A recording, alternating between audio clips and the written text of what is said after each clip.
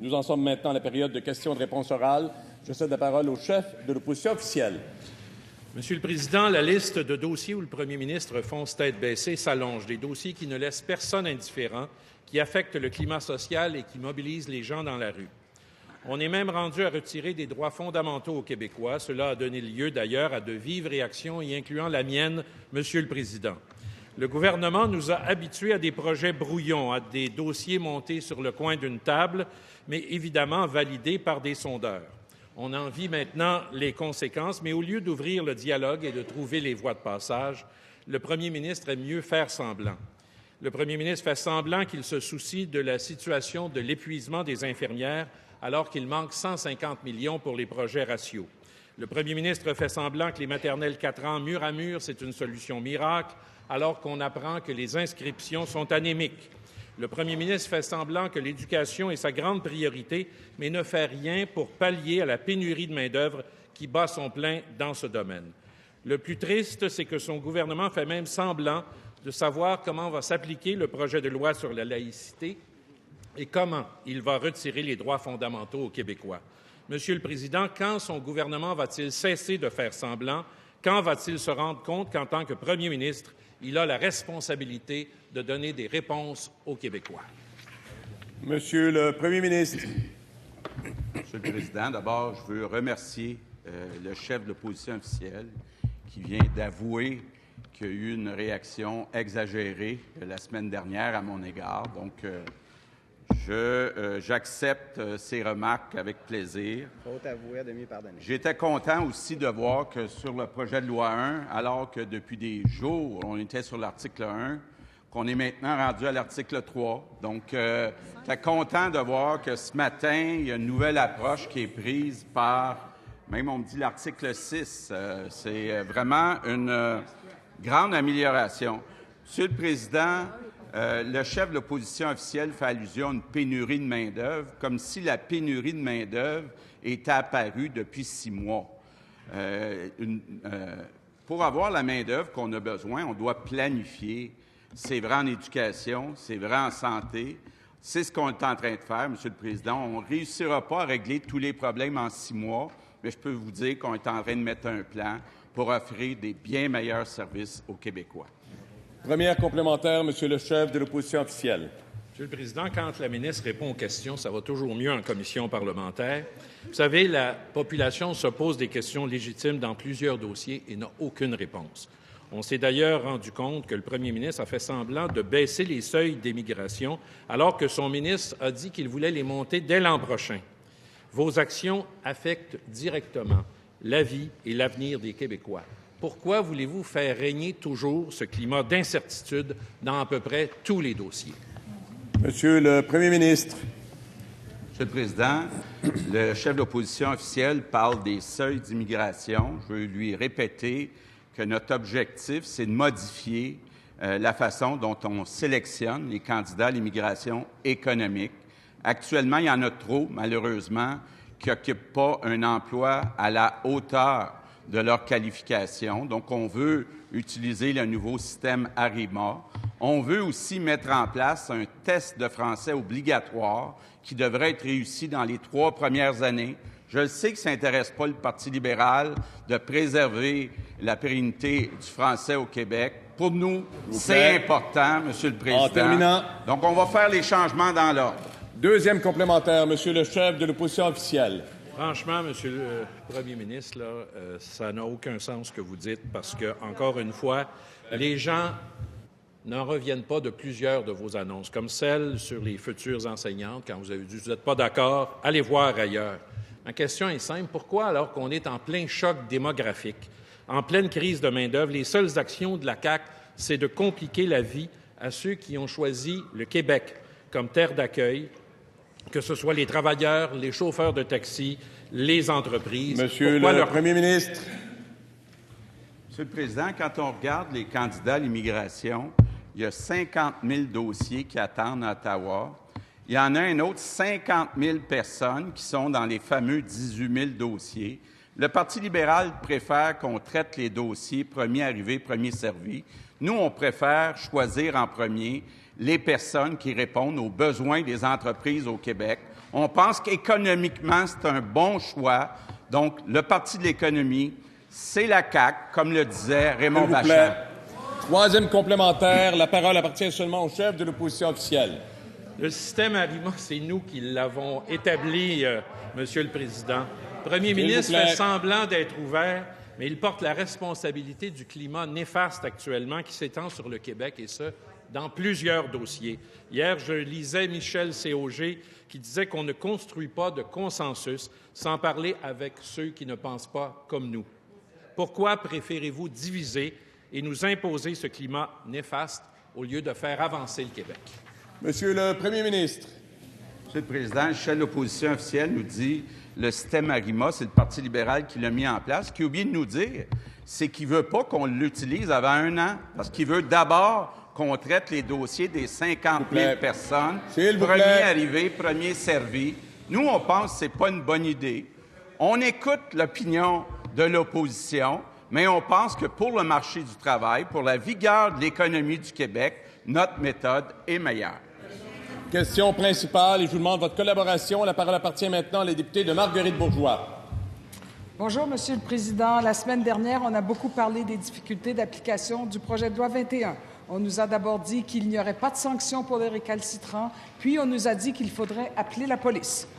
Et puis, on est revenu en arrière en disant qu'il faudrait plutôt s'adresser aux tribunaux, pour finalement se faire dire que ce sera à l'autorité compétente de porter tout le fardeau d'appliquer la loi.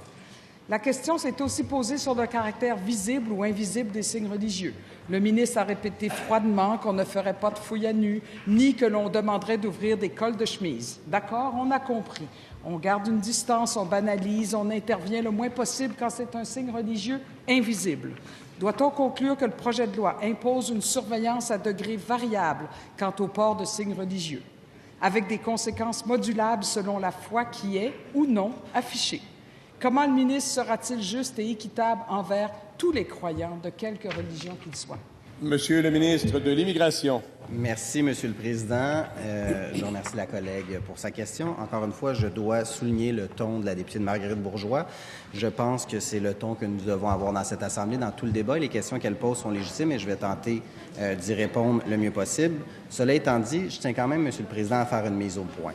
Je n'ai entendu pas la députée de Marguerite-Bourgeoys, pas le chef de l'opposition officielle, pas la députée de Saint-Henri-Sainte-Anne et non plus le député de Darcy-McGee dénoncer les propos du maire d'Hampstead. J'aurais souhaité, et d'ailleurs l'attaché politique du député de Darcy-McGee participe à la conférence de presse. Alors, ce que je souhaiterais, Monsieur le Président, c'est que tous ensemble, pour la suite du débat, on dénonce ce genre de propos et qu'on puisse s'élever. Pour ce qui est de la question de la députée de Marguerite-Bourgeoys, écoutez, dans le projet de loi, c'est déjà prévu que c'est la plus haute autorité administrative qui est chargée de l'application de la loi, comme ça se fait dans différentes lois d'ordre public. Donc, très clairement, dans chacune des organisations publiques, la personne chargée de l'application de la loi, c'est la personne qui est la plus haute autorité. Ça se fait dans toutes les lois québécoises. Pour ce qui est de la question du signe visible, nous avons choisi clairement de faire en sorte de viser tous les signes religieux par une interdiction, point à la ligne. Première complémentaire, Madame la députée de Marguerite-Bourgeoys. Bien, justement, tout tourne autour du port de signes religieux comme un mantra qui garantirait la laïcité de l'État. De l'État, je le répète. On parle d'autorité, d'influence indue sur les enfants, de risque de prosélytisme, de neutralité et finalement de laïcité. Tous ces concepts mélangés qui donnent un cocktail plus ou moins épicé dépendant de la religion.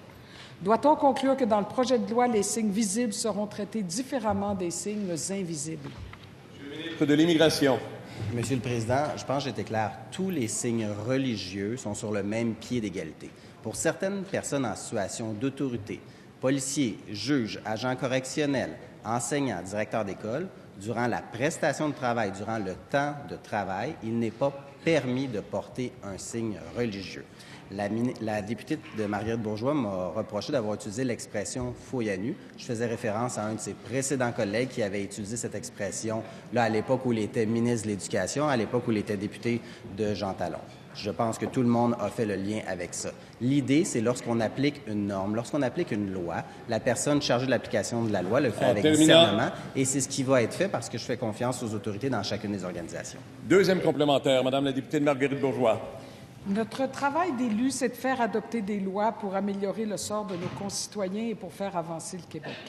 En ce moment, le ministre nous force à discuter de police, de fouilles à nu, de délation, de petites croix cachées, de signes plus visibles, de hautes autorités qui devront intervenir dans les convictions intimes des gens, dans leur attachement à certains objets significatifs. Est-ce vraiment un genre d'échange qui nous honore, qui est à la hauteur de notre importante responsabilité de législateur? Monsieur le ministre de l'Immigration. Bien, Monsieur le Président, avec respect pour la collègue de Marguerite Bourgeois, c'est elle qui soulève toutes ces interrogations-là et le projet de loi, il est clair relativement à ces différents enjeux-là. Ce qu'on fait, c'est qu'on met une séparation très claire entre l'État et les religions au Québec. Je sais qu'il y a beaucoup de Québécois qui sont attachés à la laïcité de l'État. Nous, ce qu'on fait, c'est qu'on fait le choix de l'inscrire formellement dans nos lois, de l'inscrire dans la Charte des droits et libertés de la personne, parce qu'il s'agit d'une des valeurs fondamentales de la société québécoise qu'on a mis de l'avant au cours des 50 dernières années. On est passé des écoles à l'époque où les communautés religieuses étaient présentes dans les écoles, dans les hôpitaux, et maintenant, on a fait un choix progressif de séparer le tout, et c'est ce qu'on fait dans le cadre du projet de loi. Je pense que les Québécois, c'est ce qu'ils souhaitent. Question principale, Monsieur le député de Pontiac. Monsieur le Président, on commence à comprendre l'approche de la ministre de la Santé. Cas numéro 1, elle ferme l'unité de natalité à la SAR. Les gens de la région se mobilisent, ils font des assemblées, signent des pétitions, rien de la ministre. Mais quand une femme accouche dans des conditions que certains décrivaient, comme de la médecine de brousse, la ministre, enfin, réagit. Elle décide d'ouvrir la natalité en prenant des infirmières d'ailleurs en région et de l'hôpital Sainte-Justine. Cas numéro 2, elle ferme l'unité de natalité à la Malbaie et on envoie une femme enceinte en pleine nuit à un hôpital à 2 heures de route, ce qui devait arriver arriva, Monsieur le Président, elle accouche dans son auto sur le bord du chemin. Et la ministre, enfin, réagit. Elle prend une ambulance d'ailleurs sur le territoire pour desservir les femmes enceintes. Tout ce qu'elle fait, c'est prendre à Paul pour donner à Pierre. Monsieur le Président, est-ce que ce sera son approche? Réagir suite aux événements? Est-ce qu'elle comprend qu'elle ne peut pas simplement enlever un service à un pour le donner à l'autre? Madame la ministre de la Santé et des Services sociaux. Bien, Monsieur le Président, je remercie mon collègue de Pontiac de me poser la question parce que ça va me permettre d'apporter des précisions. D'abord, je dois dire, la première chose, c'est que je suis rassurée que la mère et l'enfant sont en bonne santé et vont bien. Je pense que c'est ce qui est le plus important dans cette situation. Le bris de service qu'il y a eu en obstétrique à la Malbaie, c'est quelque chose qui n'était pas prévu. C'est une infirmière qui, malheureusement, a eu un accident. Dès que j'ai entendu parler de cette situation qu'évoque mon collègue de Pontiac, j'ai donné la directive que dans ces circonstances, une ambulance soit toujours disponible dans ces circonstances pour ramener la mère, l'enfant, le conjoint vers l'hôpital de Québec. Alors, cette directive a été donnée rapidement. Le CIUS de la capitale nationale s'est assuré que la situation se stabilise et effectivement, aujourd'hui, elle est stabilisée. Et dans ma prochaine réponse, je vous parlerai de l'avenir. Première complémentaire, Monsieur le député de Pontiac. Oui, c'est pas évident, Monsieur le Président. La ministre a une troisième opportunité. On apprend qu'au CHSLD à Sherbrooke, à Granby, à Cowansville, des quarts de travail ne sont simplement pas comblés par manque d'infirmières, à tel point qu'on prive des patients de nourriture. Est-ce que la ministre va maintenir son approche? Est-ce qu'elle va régler l'enjeu en enlevant des infirmières ailleurs? Monsieur le Président, à qui la ministre va prendre des infirmières pour régler l'enjeu du CHSLD en Estrie? Madame la ministre de la Santé et des Services sociaux. Monsieur le Président, dans la situation de la Malbaie, ce que je voulais dire, c'est que la situation évolue très bien et que le CIUS de la capitale nationale se mobilise actuellement et nous aurons de très, très bonnes nouvelles à très court terme. La situation sera fort probablement stabilisée pour l'avenir, pour les prochains mois, et on assiste actuellement à une mobilisation des établissements qui n'a pas été dans le même sens dans le passé. Ces bris de service, nous en aurons de moins en moins et les établissements vont s'en occuper en renforçant des services de proximité comme ceux de la Malbaie. Deuxième complémentaire, Monsieur le député de Pontiac. Monsieur le Président, comme si c'était sa seule grande solution, la ministre nous parle toujours de son 200 millions pour créer des nouveaux postes. Mais à la Malbaie, là, il existe déjà le poste d'infirmière en natalité, mais ce week-end, il n'était pas comblé. À Sherbrooke, il existe déjà les postes d'infirmières en CHSLD. Ils sont simplement pas comblés. Ce qu'on veut, c'est un plan pour recruter, un plan pour retenir, un plan pour attirer les infirmières, à moins qu'elles aiment vraiment ça nager à contre-courant. Madame la ministre responsable des aînés. Monsieur le Président, concernant les plans, il aurait été très avantageux que l'opposition officielle brosse un plan. Mais là, maintenant, il nous demande de faire le plan. C'est pas depuis hier qu'il manque à la fois des infirmières, des préposés, des éducateurs spécialisés, des pharmaciens, des infirmières et infirmiers auxiliaires. Nous sommes actuellement en train de remettre correctement en place dans nos CHSLD un nombre suffisant de professionnels de la santé pour être en mesure de bien prendre soin des gens en prenant soin des personnes qui prennent soin des autres. C'est ce que nous faisons. Question principale. Je vous demande tous d'être attentifs à ceux qui posent des questions et à ceux qui répondent également. Question principale au chef du troisième groupe, au chef du troisième groupe d'opposition. Excusez-moi. Monsieur le Président, aujourd'hui, pour ma question, je vais donner ma voix aux infirmières épuisées par le temps supplémentaire obligatoire. Voici donc leurs paroles exprimées dans le recueil noir des infirmières, des cas véritables. Le temps supplémentaire obligatoire est inhumain. Il fait des ravages sur la qualité des soins. Cela fait 6 mois que je suis infirmière et je me suis déjà dit une bonne dizaine de fois pourquoi je suis devenue infirmière, pourquoi j'ai fait ce choix. Il faut être malade. Je suis monoparentale et mon ex me menace de demander la garde permanente à cause de mon travail, vu que je ne peux pas toujours respecter mon horaire de garde partagée. J'ai des migraines et un stress permanent. On est prisonnière de notre travail, il faut que ça cesse. Est-ce que le premier ministre peut annoncer aujourd'hui la fin immédiate du temps supplémentaire obligatoire? Monsieur le Premier ministre. Monsieur le Président, je comprends très bien la situation actuelle des infirmières. On ne peut pas demander humainement à des personnes à répétition de faire du temps supplémentaire. Ça devrait arriver de façon exceptionnelle. L'exception est devenue la règle au cours des dernières années. Donc, Monsieur le Président, on a pris l'engagement durant la campagne électorale que sur la durée du mandat, il n'y aura plus de temps supplémentaire obligatoire. Évidemment, ça ne se règle pas du jour au lendemain. Déjà, dans le budget, on a accepté d'ajouter 200 millions de dollars d'argent neuf pour embaucher plus de personnel. La ministre de la Santé est en train de s'assurer qu'il y ait des postes permanents qui soient affichés. On a mis aussi dans le budget des incitatifs pour que les infirmières qui étaient à la retraite reviennent. Monsieur le Président, on ne peut pas régler tout à court terme, mais on a pris un engagement et on va respecter cet engagement. Première complémentaire, Monsieur le chef du troisième groupe d'opposition. Monsieur le Président, ça a fonctionné hier, ça peut fonctionner demain. D'autres déclarations. Si je pars, je suis coupable. Si je reste, je suis dangereuse. Je me demande tous les jours si je vais venir travailler parce que je suis déjà épuisée. J'ai peur pour les patients et mes collègues de travail. Hier, les gestionnaires ont été capables de planifier la journée sans temps supplémentaire obligatoire. Ça devrait être ça chaque jour. Est-ce que le premier ministre peut accepter que le temps supplémentaire obligatoire se poursuive une journée de plus? Monsieur le Premier ministre. Monsieur le Président, j'aimerais que le chef de la troisième opposition nous fasse une proposition constructive. On est ouvert aux suggestions, mais il n'y a pas personne ici qui est capable de s'assurer que demain matin, on n'aura plus besoin de temps supplémentaire. On a été pris avec l'ancien gouvernement dans une espèce de tourbillon que parce que les infirmières ne voulaient plus faire de temps supplémentaire obligatoire, ils ont refusé d'appliquer sur des postes. Donc, on s'est retrouvé avec moins de personnel, plus de temps supplémentaire. Il faut renverser la vapeur, c'est ce qu'on est en train de faire. On va réussir à régler beaucoup de problèmes au cours des prochaines semaines. C'est certain que durant le mandat, on va régler le problème complètement, mais donnez-nous le temps. Deuxième complémentaire, Monsieur le chef du troisième groupe d'opposition. Monsieur le Président, la ministre de la Santé a indiqué elle-même que c'était la priorité. Alors, si c'est la priorité, c'est la prochaine annonce de réalisation qu'on va voir. Je continue.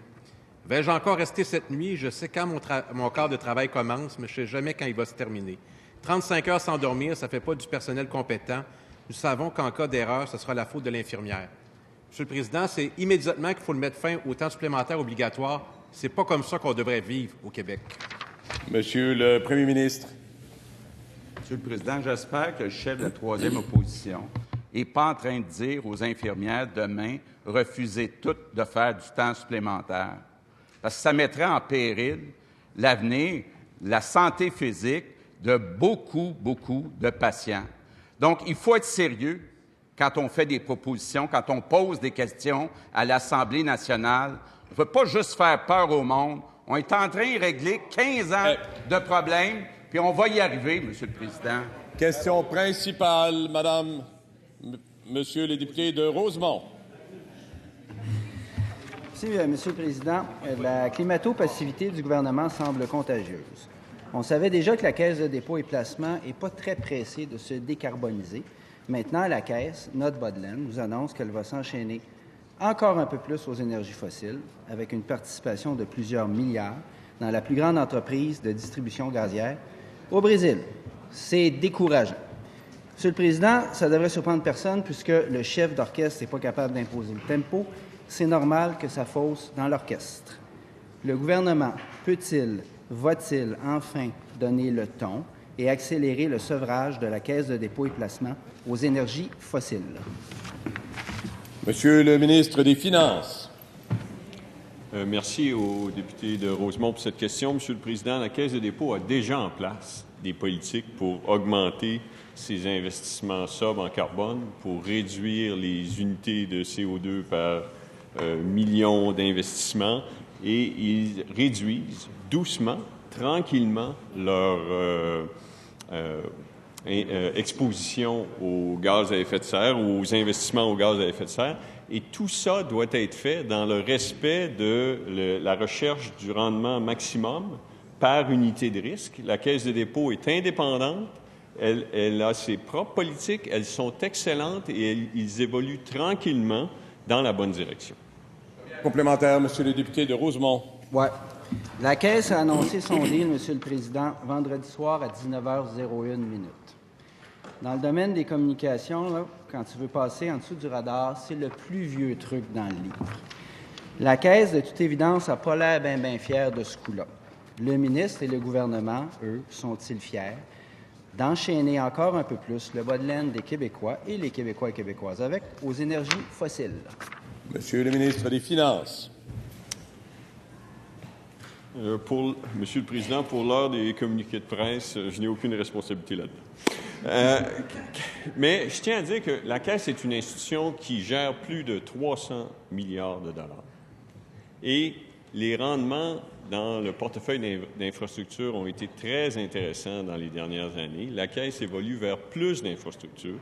Elle a jugé, elle a pris une décision d'investissement qui est sa responsabilité, que cet investissement avec une compagnie française dans un pipeline au Brésil était un bon investissement, mais tout ça dans le respect de ses politiques de placement, de convergence vers des investissements responsables que j'ai énoncés.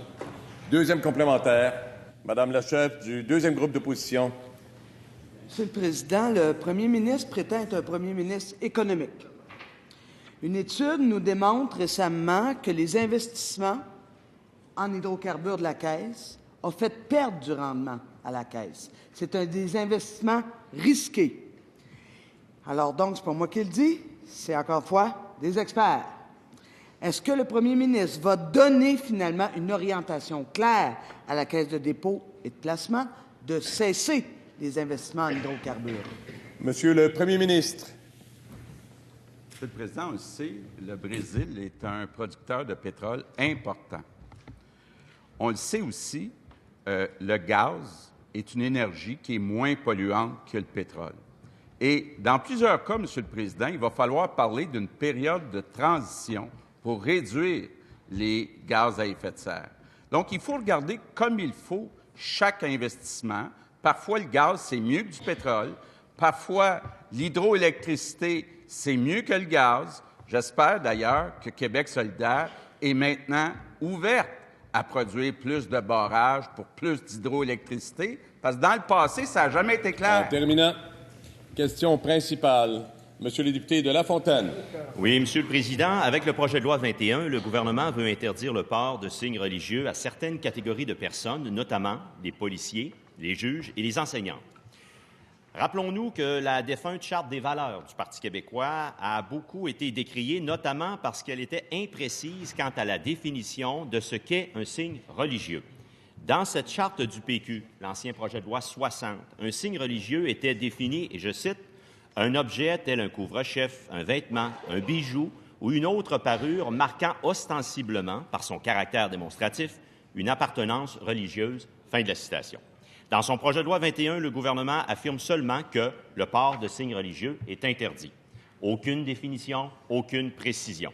Si le projet de loi 60 était imprécis, le projet de loi 21 est ténébreux. La ministre de la Justice n'est-elle pas inquiète des chicanes judiciaires qu'engendrera nécessairement cette obscurité de termes? Monsieur le ministre de l'Immigration. Monsieur le Président, ce qu'on fait avec le projet de loi 21, c'est très clair. On introduit le concept de laïcité de l'État dans nos lois, dans la Charte des droits et libertés de la personne, la Charte québécoise, dans un premier temps.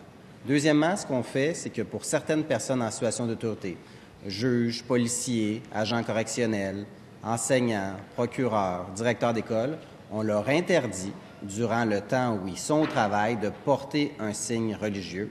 Et troisièmement, on s'assure qu'au Québec, les services publics soient donnés à visage découvert et soient également reçus à visage découvert lorsqu'il y a des questions de sécurité ou d'identification qui sont en cause. Je reviens à la question du port de signes religieux. Nous avons fait le choix d'interdire le port de tout signe religieux, qu'il soit porté sur le vêtement, sous les vêtements. La collègue de Marguerite Bourgeois fait référence à une croix catholique. Ça peut être tout autre signe religieux, un kippa, un kirpa, un voile. Tous les signes religieux sont visés, Monsieur le Président. C'est pas très difficile à comprendre.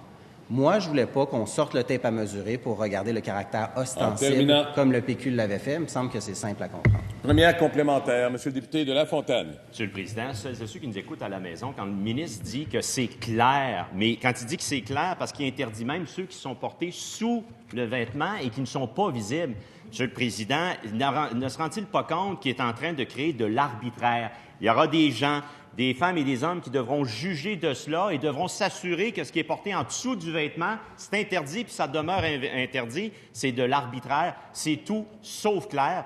Qu'entend faire la ministre de la Justice pour éviter les chicanes à venir? Monsieur le ministre de l'Immigration. Monsieur le Président, si ce sont les seules critiques du député de La Fontaine relativement au projet de loi, je pense que le projet de loi fait consensus. Parce que on se retrouve dans une situation là, où le député de La Fontaine essaie là, de créer une problématique où il n'y en a pas. Lorsque les gens là, ils sont visés par le projet de loi, leur obligation elle est assez simple. Ça dit, lorsque vous êtes un policier, un juge, un agent correctionnel, un gardien de prison, un enseignant, vous ne pouvez pas porter de signes religieux, point à la ligne. Nous, là, on pense que les gens se conforment à la loi. Nous, lorsque les gens tiennent des propos qui n'ont pas de sens, on les dénonce. Est-ce que le député de La Fontaine va dénoncer les propos qui ont été tenus cette semaine qui n'ont pas d'allure? Deuxième complémentaire, Monsieur le député de La Fontaine. Allons voir la clarté, Monsieur le Président. Selon l'annexe 2 du projet de loi, l'interdiction de signes religieux dans l'exercice de ses fonctions touche également la ministre de la Justice. Mais ça ne touche pas la vice-première ministre, Monsieur le Président. La ministre de la Justice a-t-elle la certitude qu'aucun de ses bijoux ne représente une croix catholique? Et à quelle heure au juste cesse-t-elle l'exercice de ses fonctions comme ministre de la Justice? Considérant que pour la vice-première ministre, qu'il n'y a pas d'obligation, elle, la loi, c'est la loi, comment allons-nous protéger la ministre de la Justice? Monsieur le ministre de l'Immigration, s'il vous plaît. S'il vous plaît. Monsieur le Président, le projet de loi 21, c'est quand même sérieux. C'est réclamé par les Québécois depuis 10 ou 11 ans. Je rappellerai au député de La Fontaine qu'il a déjà joué dans le jeu des signes religieux avec le projet de loi du Parti québécois, puis je ne pense pas que ça a été heureux pour lui. Donc, pour ce qui est de la question du dossier présentement... Le leader de l'opposition officielle. Monsieur le Président, c'est la deuxième fois. Cette fois-ci, il suscite des débats. Tout à l'heure, il induisait la Chambre en erreur. Je vais demander au ministre qui est leader de faire attention. S'il vous plaît. D'abord, je ne veux pas de commentaire. Monsieur le Président, mon collègue avait dénoncé les propos. Il a induit cette Chambre en erreur. C'est dans l'actualité. Cette fois-ci, il impute des motifs à mon collègue. Il suscite des débats. Je lui demande d'être prudent, Monsieur le Président. Monsieur le leader du gouvernement. Monsieur le Président, ça serait bien que le député Darcy McGee se lève de son siège et qu'il dénonce les propos ici, publiquement, en cette Chambre. Vous savez, je m'excuse. Non. Je suis debout, Monsieur le leader du gouvernement. On ne peut pas dire qu'on est dû en erreur. On doit prendre la parole des députés. C'est comme ça que ça se passe aussi également. Je vous donne la parole, Monsieur le leader de l'opposition officielle, mais on va poursuivre sur les questions. Monsieur le Président, si vous voulez qu'on fasse le débat, on le fera. Le collègue a dénoncé, c'est dans l'actualité. Alors, je ne vous demande pas de prendre pour acquis ce qu'il a dit pour vérité. Je lui demande de faire appliquer le règlement. Dans cette fois-ci, il impute des motifs aux collègues en voulant discuter de ce qui n'est plus devant l'Assemblée nationale aujourd'hui. Principal, on était en suite de réponse, Monsieur le ministre de l'Immigration. Monsieur le Président, écoutez, le dossier que nous avons ici, devant cette Chambre, est pas mal connexe à ce qui s'est passé en 2013. Par contre, nous, on a un projet de loi qui est modéré, un projet de loi qui est pragmatique, qui va rassembler les Québécois. Pendant 11 ans, on a demandé, les Québécois ont demandé à ce qu'on inscrive la laïcité de l'État, c'est ce qu'on fait, et l'interdiction des signes religieux également, c'est ce qu'on fait. Question principale, Madame la députée de Gaspé. Monsieur le Président, encore aujourd'hui, des milliers d'enfants québécois n'ont pas accès aux soins de santé de l'État. On ne connaît pas leur nombre exact puisque le gouvernement refuse de les chiffrer. Même s'ils sont nés ici, qu'ils sont québécois, qu'ils possèdent un passeport canadien, ces enfants sont privés de services en raison du statut d'immigration de leurs parents. En refusant d'offrir les soins de santé aux résidents temporaires et aux personnes en attente d'une décision sur leur statut, la RAMQ refuse par le fait même d'offrir des soins à leurs enfants. La loi sur l'assurance maladie et la Convention relative aux droits des enfants garantissent leur droit à des soins convenables. Et pourtant, les tout-petits sont laissés pour compte. Est-ce que la ministre de la Santé s'engage à ce que des soins de santé soient offerts à tous les enfants québécois? Madame la ministre de la Santé et des Services sociaux. Monsieur le Président, notre gouvernement a rencontré l'Observatoire des tout-petits. J'ai pris connaissance aussi du rapport publié le 8 avril. Et on est bien au fait de la situation là, des tout-petits, des familles migrantes au statut précaire, des femmes enceintes aussi. J'ai reçu aussi la demande de la RAMQ de couvrir les services de santé, que ces petits aient les services de santé couverts. Alors, j'ai demandé, Monsieur le Président, à un comité interministériel de proposer des modifications législatives nécessaires pour que ces enfants qui sont nés au Québec, quel que soit le statut de leurs parents, soient couverts par la RAMQ. Alors, ces travaux débutent et on va évidemment baliser la couverture publique là, des enfants et des familles. On est déjà au travail sur ce dossier et ce dossier aurait pu être réglé depuis longtemps, mais nous allons le faire. Nous allons le régler, ce dossier, pour ces tout-petits nés au Québec. Première complémentaire, Madame la députée de Gaspé. Monsieur le Président, le Parti québécois réclame une intervention en ce sens depuis 2017. En 2018, le protecteur du citoyen réclamait la même chose. La RAMQ doit revoir son interprétation de la loi. Est-ce que la ministre s'engage à ce que la RAMQ respecte ses obligations et est-ce qu'elle peut nous dire quand est-ce que tous les enfants seront couverts? Madame la ministre de la Santé et des Services sociaux. Alors, Monsieur le Président, oui, c'est une recommandation, effectivement, aussi du protecteur des citoyens. Et le comité interministériel va être mis en place rapidement, proposer des modifications législatives afin que tous ces enfants qui sont nés au Québec, quel que soit le statut de leurs parents, soient couverts par la RAMQ. Alors, ce travail débute et on va assurer la couverture publique de ces enfants. Deuxième complémentaire, Madame la députée de Gaspé. Monsieur le Président, c'est illogique. Les enfants sont nés ici, ils ont le droit d'aller à l'école publique, mais n'ont pas accès aux soins de santé. Des soins d'urgence, mais aussi des soins de base essentiels comme le traitement d'une otite ou d'une amygdalite. Ces enfants ne peuvent même pas voir un médecin. Est-ce que la ministre peut nous dire si les enfants québécois seront traités et quand? Madame la ministre de la Santé et des Services sociaux. Monsieur le Président, j'ai demandé que ces travaux soient faits dans les meilleurs délais pour que ces enfants nés au Québec soient couverts par la RAMQ. Alors, ces travaux seront faits vraiment dans les meilleurs délais et cette couverture aura lieu dans les meilleurs délais. Question principale. Madame la députée de Saint-Laurent. Monsieur le Président, en campagne électorale, la CAQ avait promis de l'aide, 22 millions de dollars pour aider les parents avec des enfants lourdement handicapés. Ils n'ont pas livré cette promesse. Mais maintenant, ils s'apprêtent à fermer une des rares écoles qui aide des jeunes adultes ayant un handicap, souffrant aussi du trouble du spectre et de l'autisme. Est-ce que le ministre est sérieux? Est-ce qu'il va véritablement fermer ou délocaliser l'école Galiléo qui est située dans le comté de Bourassa-Sauvé? Est-ce qu'il va faire attention à ces jeunes adultes qui, eux autres, ont besoin d'aide maintenant? Monsieur le ministre de l'Éducation. Monsieur le Président, c'est nullement notre intention de réduire les services pour les enfants qui ont des besoins particuliers. Pour tous ceux, des enfants et des adolescents, j'ai visité plusieurs qu'on appelle des écoles hôpitales. Il y en a sur la Rive-Sud, il y en a à Montréal. C'est extrêmement touchant de voir ces enseignants qui travaillent avec des infirmières. Des fois, il y a plus de gens du personnel hospitalier que des gens du personnel scolaire dans ces écoles-là. C'est des missions du cœur que ces gens-là ont. Ce que ma collègue me soumet, ce serait qu'il y a une école qui serait menacée de fermeture. Je vais certainement me pencher sur cette question-là, savoir c'est quelle école précisément, quelle commission scolaire. Ma collègue dit que ce serait nous qui fermerions cette école.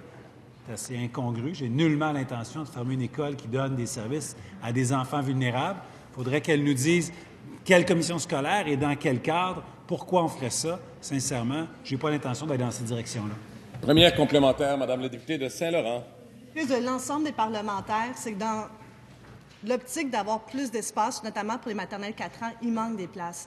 Alors, quelque part dans la Chambre, il est arrivé quelque chose. Certains fonctionnaires ont eu la brillante idée de mettre sur la table aussi l'école Galiléo pour la transférer vers la commission scolaire Pointe-de-l'Île. Malheureusement, cette école, il faut faire attention. Savez-vous pourquoi? C'est une des rares. Il y a une machine à laver pour montrer aux enfants comment faire une lessive. Il y a aussi une cuisine pour leur montrer à cuisiner. C'est sur la table. Est-ce que vous vous engagez à la maintenir, peu importe ce que les fonctionnaires disent? Monsieur le ministre de l'Éducation. Monsieur le Président, il faut faire attention, là. Il n'y a personne qui va voir une école fermée ou des élèves qui vont être déplacés pour ouvrir des maternelles 4 ans. On ouvre 250 classes de plus pour un total de 644 pour septembre 2019 pour le plus grand bénéfice des enfants. Mais cependant, la scolarisation à 4 ans, comme à 5 ans en passant, elle est facultative. Et aucune commission scolaire ne nous a demandé d'ouvrir des classes quand il n'y avait pas de place. Il n'est pas question d'ouvrir des maternelles 4 ans pour la scolarisation qui est en ce moment non obligatoire, dans des endroits où il n'y a pas assez de place, où la scolarisation est obligatoire. Terminant. J'invite ma collègue à faire preuve de prudence là-dedans. Deuxième complémentaire, Madame la députée de Saint-Laurent. Moi, j'invite mon collègue à faire preuve de jugement, parce que de 18 à 21 ans, l'instruction, elle est obligatoire pour les jeunes adultes ayant un handicap. Je vois la préoccupation dans le visage du premier ministre. Puisque votre ministre des Finances ne vous a pas écouté pour le 22 millions de dollars pour les personnes, les familles ayant des enfants handicapés, est-ce que vous pouvez faire preuve maintenant là, de prévoyance puis donner une garantie aux parents qui nous écoutent? Et aussi, hier, j'ai visité l'école. C'est aussi les enseignants qui sont craintifs de voir cette école fermée. L'enjeu est réel. Alors, pouvez-vous prendre l'engagement, Monsieur le ministre de l'Éducation, de vous assurer de maintenir Monsieur le ministre de l'Éducation. Monsieur le Président, on va certainement se pencher sur le dossier. On est là pour les services aux enfants, les services aux adolescents. Je veux voir ce qui se passe dans le dossier de cette école-là. Sincèrement, je n'étais pas au courant avant que la collègue m'en parle. Certainement qu'on va creuser ça dans les prochaines heures, sinon maximum dans les prochains jours, voir s'affilier à laquelle commission scolaire. Pourquoi la commission scolaire veut aller là? Juste rassurer, c'est pas pour ouvrir des classes de maternelle 4 ans. C'est pas comme ça qu'on déploie notre réseau de maternelle 4 ans. Il faut faire attention à ce qu'on dit, puis pas nous prêter des intentions. Question principale, Madame la députée de Saint-Henri-Sainte-Anne. Merci, Monsieur le Président. Alors, depuis des mois maintenant, on réclame plus de transparence auprès du ministre de l'Immigration. Plus de transparence qui nous permettrait de jouer notre rôle comme parlementaires pour être plus constructifs et encore efficaces. Mais nous avons beaucoup de difficultés à obtenir les réponses de la part du ministre. Alors, à la question combien de dossiers souhaite traiter le ministre dans le nouveau système, aucune réponse, et ce n'est celle du sous-ministre adjoint devant les tribunaux. Est-ce qu'il y a une entente entre le fédéral et le provincial sur les seuils d'immigration? Aucune réponse là encore, et on est rendu au mois d'avril, Monsieur le Président. La provenance régionale des nouveaux arrivants, on nous dit que ce n'est pas important, et donc on n'a pas cette information. Aujourd'hui débute l'étude détaillée du projet de loi sur l'immigration. Ce sera une opportunité d'échange constructif. C'est ce que l'on souhaite. Mais est-ce que le ministre répondra à l'une ou l'autre de ces questions? Monsieur le ministre de l'Immigration. Monsieur le Président, C'est la 46e, 47e fois que je réponds aux questions, 47e fois que je réponds aux questions de la députée de Saint-Henri-Sainte-Anne. S'il vous plaît. Je vais continuer de le faire et ça va me faire plaisir de le faire durant tous les travaux de la commission parlementaire sur le projet de loi 9 qui vise à avoir un nouveau système d'immigration, à moderniser le système d'immigration. D'ailleurs, puisqu'on va commencer dans quelques instants, je le dis à la députée de Saint-Henri-Sainte-Anne, par votre entremise, Monsieur le Président, ça serait souhaitable que le projet de loi puisse être adopté, que nos travaux se déroulent rondement, de façon à ce que nous puissions s'assurer de répondre aux besoins de main-d'œuvre dans l'ensemble du Québec. Cela étant dit, au niveau de la sélection des individus en fonction de la provenance dans le monde, nous avons choisi comme gouvernement de ne pas baser notre sélection en fonction de l'endroit où les gens sont sélectionnés. Alors, dans le plan de sélection, effectivement, cette section, nous ne l'avons pas retenue justement parce que nous ne souhaitons pas faire en sorte de dire nous allons sélectionner des gens davantage de l'Europe, davantage de l'Asie, davantage de l'Amérique du Sud. Ce que nous voulons, c'est en fonction du profil des gens, en fonction des compétences qu'ils vont apporter au Québec et non pas en fonction de leur origine dans le monde. C'est simple. Première complémentaire, Madame la députée de Saint-Henri-Sainte-Anne. Merci, Monsieur le Président. Alors, le 26 mars, je demandais au ministre combien de dossiers parmi les 18 000 avaient été traités. Alors, sa réponse. Le dossier est présentement en litige devant les tribunaux et le règlement m'invite à faire preuve de retenue. Alors, la retenue. On apprenait cette fin de semaine qu'en fait, ce sont 571 dossiers qui ont été traités depuis l'injonction, Monsieur le Président. Il ne répond pas à la question dans cette Chambre, mais la réponse se trouve dans les journaux. Est-ce que le ministre y voit un problème? Monsieur le ministre de l'Immigration. Monsieur le Président, on est présentement en litige avec une partie devant le tribunal. Et dans le cadre du jugement de la Cour supérieure, nous devions transmettre dans le cadre de ce jugement-là, entre les parties, certains chiffres relativement au traitement des dossiers, ce que nous en avons fait dans le cadre du litige. Alors, le dossier devant les tribunaux, on se retrouve avec l'article 35 ici à l'Assemblée nationale qui m'interdit de parler des choses qui sont devant les tribunaux. Alors, pour rassurer la collègue, il y avait un traitement de 600 dossiers avant le dépôt du projet de loi et selon les chiffres qu'elle a énoncés ici en cette Chambre, on aurait traité 571 dossiers. Alors, nous respectons le jugement de la Cour supérieure et nous respectons nos engagements que nous avons pris. Deuxième complémentaire, Madame la députée de Saint-Henri-Sainte-Anne. Monsieur le Président, il n'y a rien qui empêchait le ministre de dire ces chiffres-là ici. Mais, Monsieur le Président, aujourd'hui, on célèbre effectivement un anniversaire puisque c'est la 50e fois que je me lève entre cette Chambre et que je n'ai pas de réponse. Alors, est-ce que le ministre a l'intention de fêter un 100e anniversaire avec moi ou bien est-ce qu'on va attendre un peu moins longtemps que d'atteindre le 100e anniversaire? S'il vous plaît, la parole appartient au ministre de l'Immigration. Monsieur le Président, à tous les moments où la députée de Saint-Henri-Sainte-Anne souhaitera fêter avec moi, il me fera plaisir de fêter avec elle.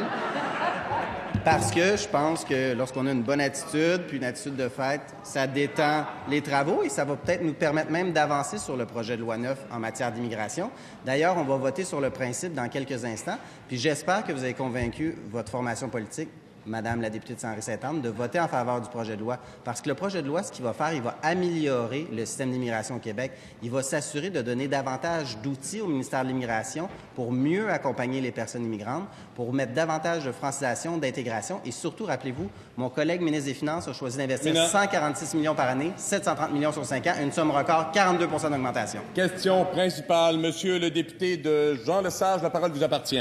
Merci, Monsieur le Président. Alors, hier, on a eu la confirmation qu'il est possible d'éliminer le temps supplémentaire obligatoire et de donner des conditions de travail plus humaines à nos infirmières et infirmiers du Québec. Pour régler le problème, pour de bon, on le sait, il faut implanter une loi cadre sur les ratios dans l'ensemble du réseau de la santé. La situation est particulièrement criante dans les unités de médecine-chirurgie et dans les CHSLD. Le coût brut d'implantation des ratios dans ces départements serait de 600 millions de dollars, selon l'évaluation de la Fédération interprofessionnelle du Québec.